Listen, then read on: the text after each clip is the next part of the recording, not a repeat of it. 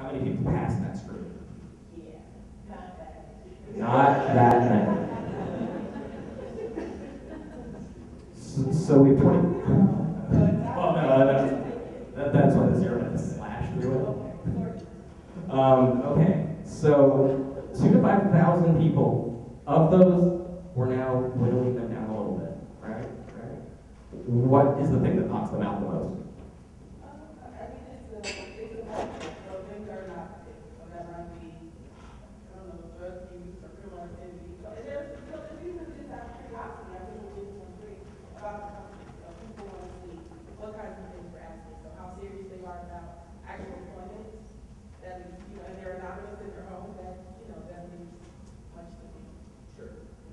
Sure. So you're getting a good stream. You're happy with the applicant flow, but that's being filtered down because now I actually kind of wish I had this back when I was recruiting. Who wishes that they could put their background check process in the front? I do. You know how much time that will save?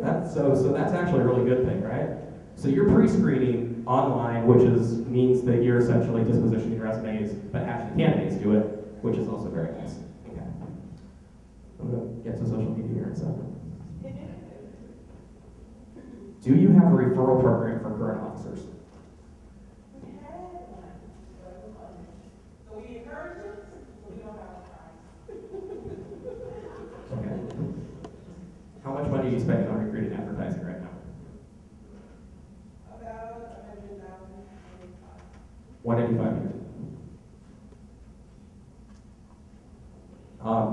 Do you know how much the normal corporate referral bonus is? Looking at a standardized 2008, 2009, the most recent data, so you know how much that average is? It's $250 for an exempt position.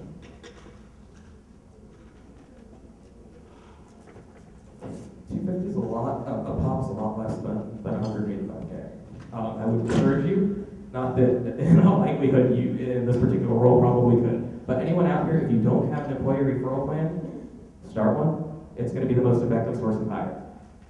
And that's where social media, I'd really like to encourage you, fits in. In trying to fill these police officer roles, do you have a hiring manager? Is that how this works? It's a whole process. Okay.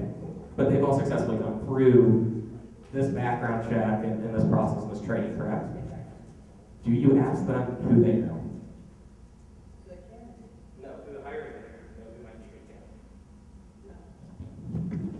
Obviously, that doesn't work as well for a police department, but it does work a lot of times.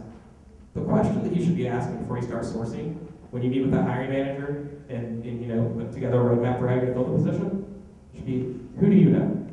Question I also like, describe to me who you've worked with. If you could hire anyone from your previous experience, who would you hire? Then what I'm going to go do is I'm going to find that candidate, and I'm going to either call them and try to recruit them, right? Because that's pretty easy. Or I'll ask them who they know, and that's generally where you start getting to it, right? But more to the point, how many current working officers are on force at the Los Angeles Police Department?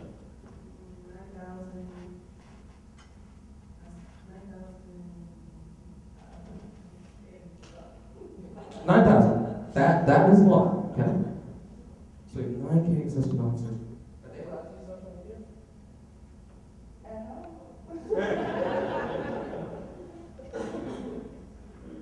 And in this case, that's probably a good thing. They're like sitting on Twitter when the radar gun's going off. Yeah, I can see that. So of those 9,000 existing employees, think about your workload right now and how much you do to identify very targeted candidates. You probably go onto a job board and you look at resumes, right? You pull those up, and then you call the candidate, and you're like, I was handed your name by a mutual contact who asked to remain confidential. And then you find them on job boards. You also are getting, if you work in a corporation, you're getting a lot of executive referrals as well. And that are generally from positions across the board, but you always have to treat those with an extra degree of sensitivity, right? So you're like, okay, I gotta make this VP happy, let's give this person a call. But at the end of the day, those are all warm leads. And they're being generated by the scale of your employee population. Military, you guys probably know this. The best recruiters are people who have been there before, and particularly people who are in that job. That's the goal of talent acquisition professionals, right? We all talk about getting a seat at the table. It's about knowing your function. It's about knowing the business. It's about knowing the role. You're never going to know that as well as somebody who's sitting in it. So, that is where I think, personally, and I have seen demonstrably, the results of social media come in. And that is utilizing your employee base, and 9,000 people, it's probably bigger than your recruiting department significantly, is giving them the tools that it takes to take those job postings or this profile. Obviously, you have a lot of standards through OFCCP, EOEAA. You're going to have, California's crazy laws applying to the application process as well. So, with all those coming in, you have a lot of work. It's not up to you to do it. The job description's standardized. If you have the opportunity to meet with a hiring manager and ask what's your biggest economic challenge, you'll be able to probably craft a pretty good job description. That's also really important. If we sit here and talk about social media, 73% of all tweets, of which there are over 1 billion a month right now, they're random and useless content. That's how they're categorized, right? One can make the argument for 100%, but social media thrives on content. That's what blogs are. That's what tweets are. That's what Facebook updates are. That's what LinkedIn updates are.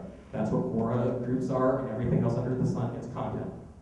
Job descriptions are content. And so what I would urge you to do, because there is nothing, it can be effective, but not for pipeline building. Only for just-in-time hiring. It can be effective to only tweet job descriptions. But it's generally not for the type of candidates you want, which is to say passive or highly qualified.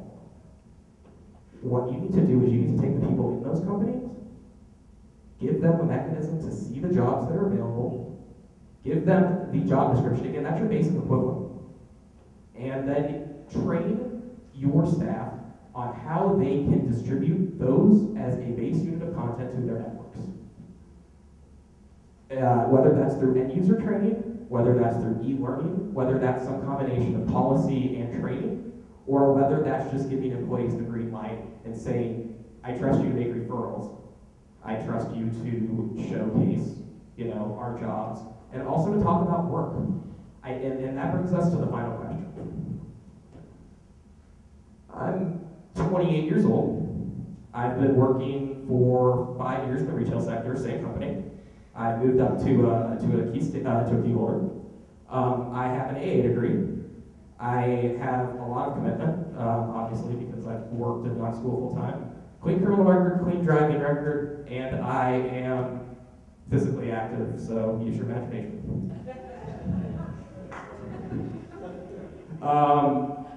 That would qualify me to be a police officer in cities other than Los Angeles, correct? Who's your biggest competition? So, because they're hiring the same profile too. If I can be a police officer in law enforcement, here, Torrance, Covina, and anywhere in the metropolitan area, why would I want to be a police officer for the LAPD? Just because Los Angeles covers such a broad area, you have so much opportunity to work in so many different areas in the city, and also once you're in the department, your ability to promote. I mean, you really can have a full career and never get bored because there's so many options, as opposed to even working for the sheriff. You have to work in jail for your first 3 to 6 years. Just even flexibility of schedule. It's a great job. I mean, the more I know about it, the more I think that I get another kind of job. If I had done it. Cool. And so is that information going into your job descriptions right now? Not so much. But it's safe to assume that your pool of candidates are the same. Right. This is where recruiting comes in. This is also where social media comes in. This is probably the biggest application of social media. Other than the Army guys, think about how different your job probably is. Assuming you're in HR, from being an LAPD, other than having to play good cop, bad cop too much of the time. Probably a very different job, but here are your selling points. Flexibility. Geography, so being both close to home and being able to have the spread. So we'll call that proximity. Promotability.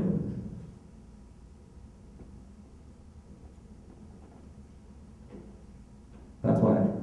So those are your three, probably. Okay. So these are the three biggest selling points of the Los Angeles Police Department. Who here would say that those are also selling points for your company? That is flexibility, proximity, location, and the ability to be promoted from within. Yeah, I'd imagine that a lot of you use that at some point in time you're trying to sell a candidate. So one of those variations. No, it's too far. Well, we have many convenient locations. You may come to the branch office. Flexibility, yeah, we'll provide you with a laptop. We have flex work scheduling, work-life balance. Promotability, that's in every job description, the like career destination one that's like, this is your last job. It's not, or else we wouldn't have that. Yeah, it's a career, not a job, and none of us have jobs if there's 0% attrition. So it's probably a good thing, right? So again, what I'm hearing is not unique to your company. It's not unique to the position. And that's the trouble we get in with job descriptions. But what you said was really interesting. You were able to identify why your company is better than direct competitors, is that correct? And why? Why is your company better than the sheriff's office? Yeah, besides you're working there. So, which by the way, we'll get to that, that is actually the most important thing. So, have you swearing in there? They don't. And the LAPD is the only company that can claim work. What else do you guys have that they don't? For this particular job, I would say like in terms of officer safety, I mean the fact that we go in 2-officer cars, again, you're not in jail unarmed. I mean, who wants to be in jail even if you're not a prisoner? I would never work in jail. So stay out of jail. That is a good career goal.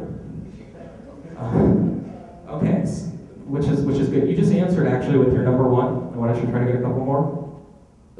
What makes your company unique? It has nothing to do with your competitive benefits or compensation. It has nothing to do really with your industry. It has nothing to do with the position title. If it does have something to do with the position title, you're in trouble. Because I could be the first vice president in a financial services institution as a senior analyst at a Big Four. Don't pay attention to people who are driven by titles. That's a bad culture fit. The people who make your company special and who differentiate it for the same pool of candidates, Army, you guys are fighting against the Marines when it comes to talent, and the Navy and everyone else. If you are working for Deloitte, you are competing against the same pool of talent from PricewaterhouseCoopers, Ernst & Young, as well as the smaller regional firms. If you are working for the Walt Disney Company, you are competing with Warner Brothers. And if you are working for, let's say, Northrop, probably some aerospace people here, probably competing against Boeing and Lockheed.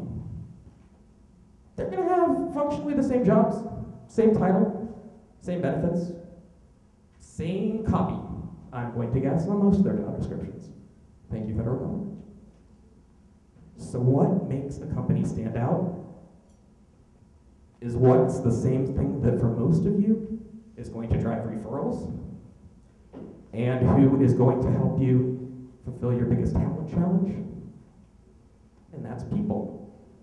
The humans and human resources, which sometimes we forget about.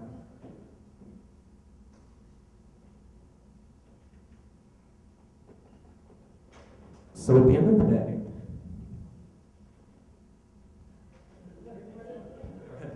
everyone wants in. We can assume that it's not a fire exit because it looks pretty well covered on that coming in. So at the end of the day, your competitive differentiation is the people who work at your company. Who here allows, and Janisha, you can sit down at this point in time. I think I'm done. I think I'm done drilling you. Thank you so much. Everyone give her a hand.